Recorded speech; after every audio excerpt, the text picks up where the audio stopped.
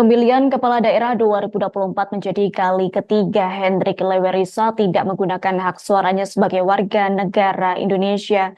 Jadi pada pemilihan Presiden 2019, Pilpres sekaligus Legislatif Februari 2024, dan hari ini pada pemilihan Gubernur Maluku 27 November 2024. Adapun kali pertama, Ketua DPD Gerindra Maluku itu sempat ke TPS yang tak jauh dari rumahnya di kawasan Negeri Rubah 3, Kecamatan Teluk Ambon.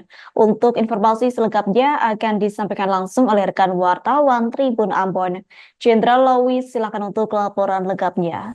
Pemilihan Kepala Daerah Pilkada 2024 menjadi kali ketiga Hendrik Lewerisa tidak menggunakan hak suaranya sebagai warga negara Indonesia, yakni pada pemilihan Presiden 2019, pemilihan Presiden sekaligus Legislatif Februari 2024, dan hari ini pada pemilihan Gubernur Maluku 27 November 2024. Kali pertama itu, Ketua DPD Gerindra Maluku sempat ke TPS yang tak jauh dari rumahnya di kawasan Negeri Rumah 3, Kecamatan Teluk Ambon.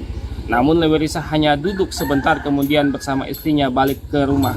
Kali kedua, calon Gubernur Maluku itu mengaku telah mencoblos sejak Rabu 14 Februari 2024 pagi di TPS 5. Namun setelah ditelusuri ternyata nama Hendrik Lewerisa tidak tercantum dalam daftar pemilih tetap DPT yang ditempelkan pada papan pengumuman tepat di samping pintu masuk TPS 5. Ketua KPPS TPS 5 pada saat itu, Nadila Anastasia, yang dikonfirmasi juga membenarkan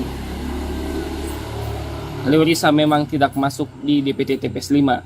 Dan hari ini petugas keamanan di kediaman Lewerisa mengaku Lewerisa juga tidak menggunakan hak suaranya karena KTP miliknya berdomisili Jakarta Selatan.